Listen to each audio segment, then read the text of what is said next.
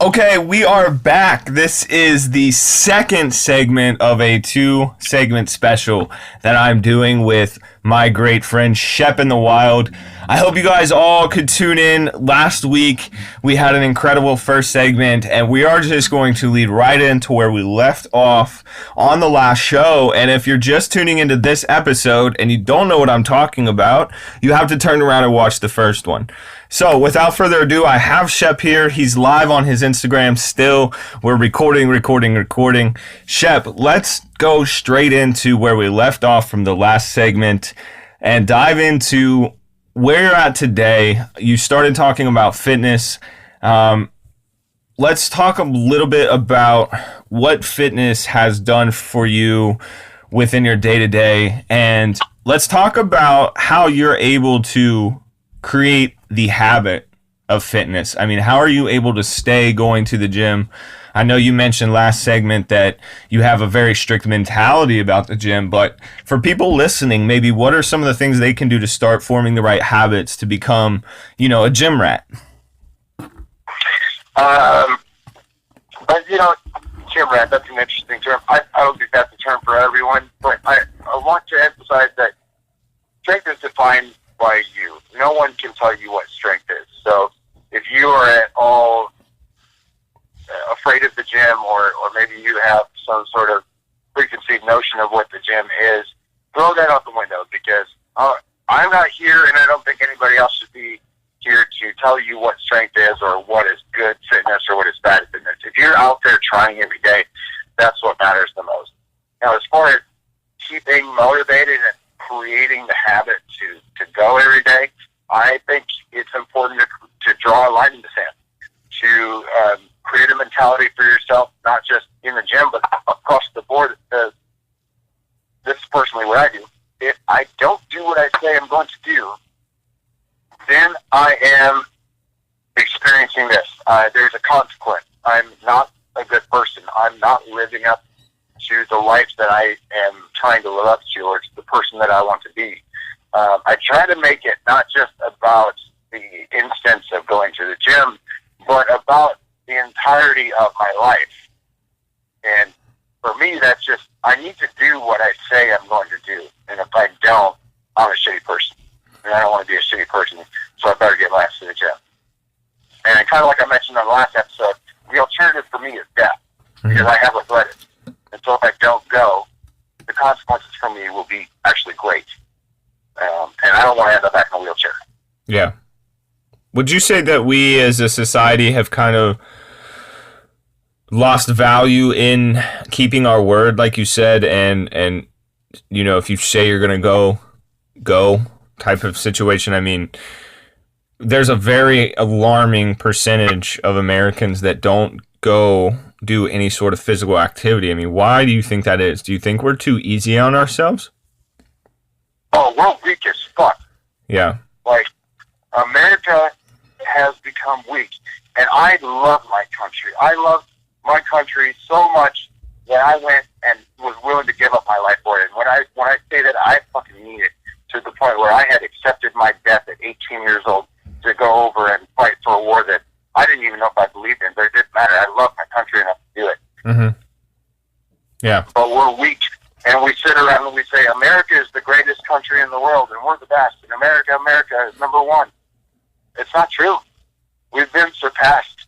Russia and China are beating the shit out of us, and we're sitting on the couch in this perfect little environment that we've created for ourselves that just makes us weak, and it keeps us weak. It's one of the reasons I started to have an interest in hunting, is I wanted to know how to provide for myself if all of this failed, right? I mean, how much longer can the grid that is 60, 70 years old sustain itself as we add on the internet and high-speed cable and on all this new technology? How much longer can that sustain itself? When is the next catastrophe coming? I'm not saying I'm a doomsayer, but I want to be prepared. And so I started to question if I would be able to make it in America if something happened.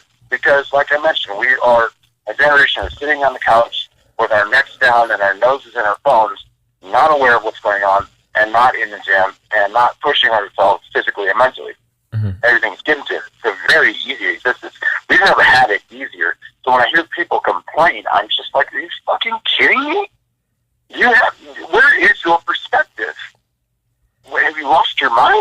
do you think It makes no sense to me. what do you think we can do to, I mean, start influencing more people out there that are suffering from certain depressions or anxieties, or just, suffering from just simply being too lazy? I mean, what can we do to influence more Americans to get up, to start valuing themselves more? I think that is easier than people want to believe. People want to believe that it's some sort of insurmountable problem because they don't want to actually do the work that's necessary to fix it. The work starts with you. You have to become an example. You have to get out there and do what needs to be done and show that it's not impossible to overcome whatever obstacle you're facing.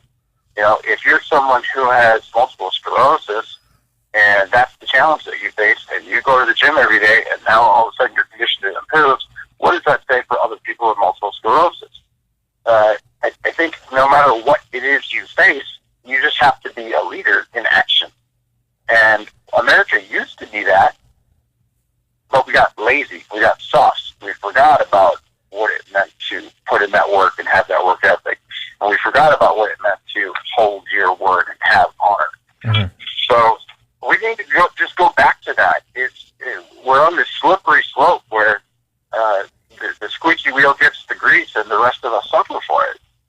There's a lot of people that would blame, I'm not saying blame phones in general, but there's a lot of people that would blame social media for a lot of these issues, and I'm not doubting that, but I know you've taken a bit of a stance on social media. I know that you are very interested in storytelling, compelling stories that are relatable, things of that nature. So do you think that social media can be advantageous in sort of correcting some of these issues back to the way they were, or maybe just innovating these issues into something even better, to get more people out moving, or, just to get more people healthy again? I don't think social media has an advantage or disadvantage to anything or anyone. Social media doesn't create problems. It exposes who you are. I agree. I think it exposes people to the core. It exposes who you are and what you're willing to do to satiate your own pathetic needs. And I don't mean that to be mean to anybody, but there's a lot of keyboard warriors out there that get their rocks off by sitting behind a screen and picking on people while they go out about their lives normally and smile at everyone and pretend to be a perfect, wonderful person. That goes on a lot more than you know. Yeah. And so what I've had to do with my social media is I've spent this last year trying to figure out what social media is. I got several things, I experienced several things through social media over the last year. I had my own deal with a coffee company to the point where I had my own sort of signature coffee label, where a specific bag of coffee was sort of a brainchild between myself and the coffee company, and I was garnering proceeds off of that for veterans. I've had deals with companies. I've gained nearly 12,000 followers, and I've had a lot of people come and go. Mm-hmm. And I learned that I'm not going to expect people to stick around. When I started out, I was very concerned about getting attention. I was very concerned about wanting people to like me. I was concerned about how many people would like my photo or care about what I was doing. And through this whole year, the one thing I've learned is that people are not going to be consistent. I've had people tell me that they were going to do deals with me or do business with me that never followed through. So I don't even focus on anybody else anymore. My number one drive with social media and with storytelling now is to be that example, like I mentioned, is to show people, even if it's just for 5 minutes. Maybe I don't even get to speak to them, but perhaps they get just a sheer moment into a window of someone's life who is living an example of what they might want to be, mm-hmm. who is leading in a direction that they might want to follow, mm-hmm. or who might impart some sort of wisdom on them that they might need it just at that moment in their life, and it helps them, but then they're gone. So I don't worry about how many followers I have. I don't care about how many likes I get on my photos. My number one mission is to storytell my experiences, my knowledge, my beliefs, and stick to them. And wait for the people who want to listen to come to me instead of what I think a lot of us do even in high school, which is to go around and try to be friends with everybody and be impartial and make fun and be nice and sort of like try to be how do I say this? Basically, just try to make everybody happy. That's what I think was what I'm talking about. You can't make everybody happy, and the older I get, the more I learn that, and the less I care about trying to make other people happy. I'm really about to go hard on this is who I am, this is what I believe, and I believe in it to the core. If you like it, come and follow me and listen, and if you don't, then there's somewhere else that you need to be. It doesn't matter to me either way. I'm ready to go. Yeah. I'm ready to fight and die for what I believe in, which is, I think, old school values, the values that this country used to have. Yeah. Hard work. Yeah. Yeah, because it can be forgotten so easily and so quickly. I'm not saying I'm perfect, but because I've definitely forgotten those. I can relate to what you're saying because I find myself saying I'm not perfect a lot. I say that a lot now when I talk, and I hear you saying it too, and I think that I can understand the struggle that you mean when you say that because it's just what you feel when you've worked hard enough within yourself to know what it takes to overcome certain life adversity. And so I think when you're saying like, I'm not perfect, but you got to do this, you got to work hard, you have to make this choice. You're saying that not because you're a know-it-all, but literally because you've lived through these experiences and you know sort of what measures you have to take within yourself to kind of overcome them. Yeah, thanks for bringing that in because sometimes I get real emotional and I start to go on. So yeah, that's where it's at, man. You just hit it. Good. No, because I can relate because, I think you and I have a lot in common. Both being veterans, we're both trying to promote sort of a network around us of what we believe in because we've been through certain things. And I just relate a lot when you say what needs to be done. And when I ask questions of how do we fix this? How do we do that? I can kind of understand your struggle because you don't want to sound like you're trying to be better than people. But it's just that the hard reality of life. And like you said, everything is black and white. Everything is a choice. Each day you wake up, you can choose to dwell on the shit that's happening to you, like you said, or you can choose to attack life. And that's what kind of leads me into my next couple of things. So digging in more to, I know you mentioned last episode you have a big hunt coming up. You're into archery. We've talked about fitness and weightlifting. I mean, let's dive back into some of the detail of, how that helps. Like, would you suggest people just go get more active so they can find some of these hobbies and some of these things to keep their mind actively engaged? And then we're going to wrap up the episode with just your future plans in a few minutes too. But go ahead. Okay, yeah. So on that, the answer is no. I don't think that it's good to waste your time going out and trying new things. People say, "Oh, just go try new things. Just go try new things." I can be pretty sure that I'm not interested in golf. Yeah. Like, I haven't really done it much, but I know that in my heart and in my mind, there's no interest there. I have no interest in crocheting. Yeah. I've never done it before, but I don't think it's something that I'm going to spend my time on at this point in my life. I think what you need to do is be a yes person. So, which it sounds the same, but it's actually different. I say yes to every opportunity that comes along in life. I don't waste my time seeking out things that I'm not interested in or things that didn't kind of come across my table. But I don't turn anything down either. What is that movie, Bruce? What's that? I said, what is that movie, Bruce Almighty? where they use that concept, I think. But I'm sorry. Go ahead with what you were saying. Your story's better than mine. No, so like when this opportunity came along to do a podcast, I could have just been like, I don't know that guy. Why would I want to be on this podcast? And some people might have. Mm-hmm. But my mentality is, this is here for a reason. Like, this showed up on my desk for a reason. Of course, I'm going to say yes. If someone asked me to go and do public speaking at a church for 5 people, I would say yes. I think that everything that you say yes to gives you more experience in the right direction for your life. There's an ultimate destination that you will find yourself at that is yet to be discovered. And I think you're only impeding yourself from getting to that point if you say no. And certainly you want to be smart about what you say yes to. Like, don't say yes to drugs.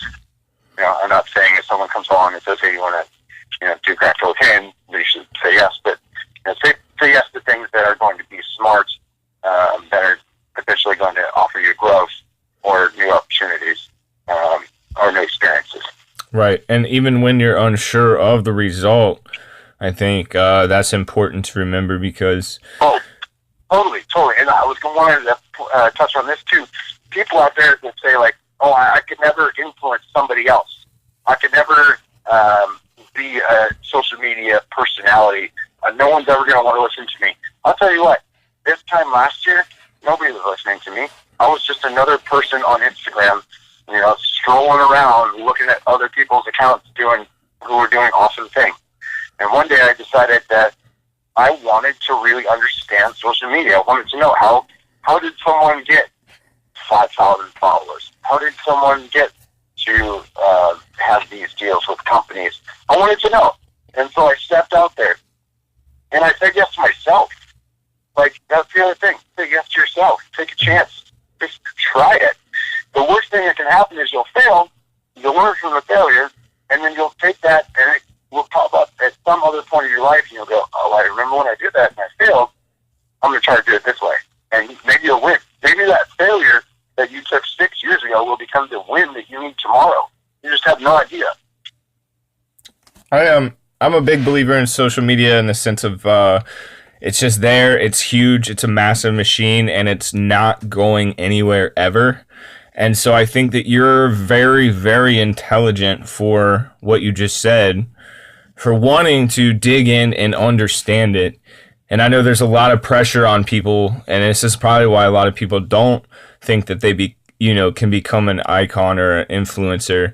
But there's a lot of pressure when somebody goes off and does that because a lot of people fear social media and they think it's all bad. And so I really, that's one of the things that actually stuck out to me about you was you're an influencer that you're just very genuine.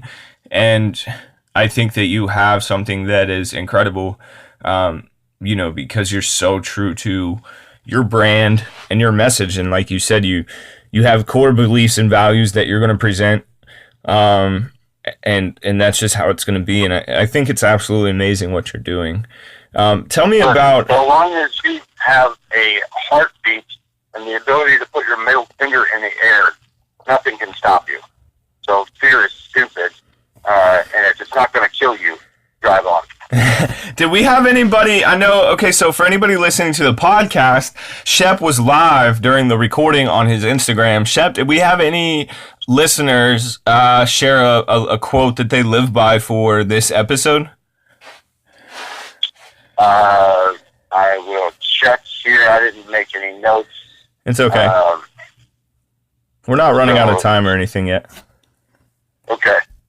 Is that sarcasm I detect there? No, we got like 5 minutes. Oh, okay, cool. Yeah. For everybody listening, we're Yeah, so El Chavo 99 says, your word is your honor. Words from old Marine, so I'm assuming El Chavo is a Marine Corps veteran. But it makes all sense, especially coming from a Marine. Your word is your honor. Semper Fi, brother. Yeah. Well, that's a good one. Yeah.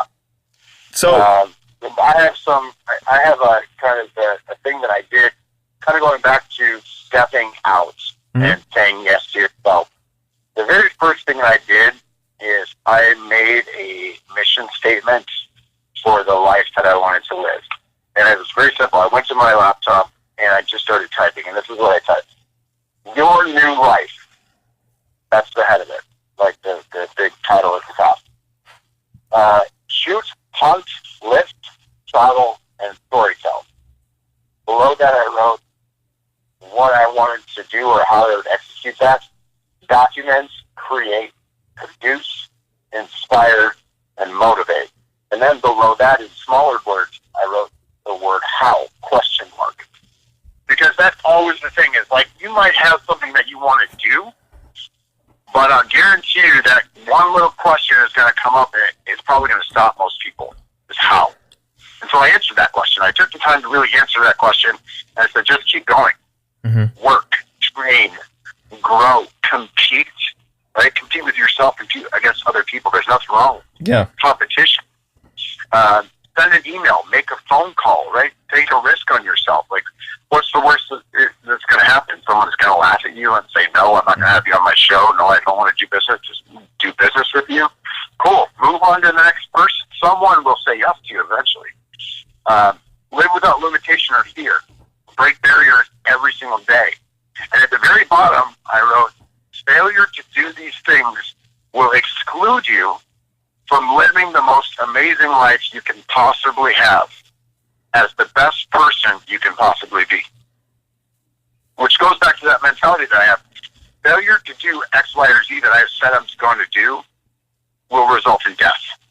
It's the death of the life that you can have. Yeah, that's amazing. And for anybody that doesn't believe in, positive affirmations or writing down your goals, I mean, you're simply just wrong. You have to have a vision of what you think you want to be. And like Shep said, if you just take that very first step, my very first episode called Manifesto, I talked about just taking the first step. Just start what it is that you think you want to do. Just start something, even if it's just something as simple as a phone call. And those little baby steps will bring on so much fear at first, like he said. But what a lot of people will never understand, because they'll never get to this point of trying hard enough, is once you jump all those little steps so many times for long enough, that fear slowly goes away and you slowly are able to make bigger leaps of faith and surround yourself with more influential people without having that fear, because you've been practicing it. It's now second nature to live that lifestyle that you dreamt of once. Yeah, but here's the thing about fear is it's a fear of failure. But the way to get over that is to accept that you're going to fail. It will happen, but it's going to be good for you. And if you're not going to die, then fucking move on. Let's go. What are you waiting for? The shit is not going to kill you. We have about 30 seconds left. Shep, it has been an absolute pleasure recording both of these segments. I will tag your codes below. If anybody listens to this episode and wants to know what Shep's codes are all about, run back to the first episode and tune in there. He has some goodies for everybody, and the links will be below. This has been episode 26 of the Kyle Hartman Project. Shep, thank you so much for joining. Yeah, you're welcome. Thanks so much. It's been awesome.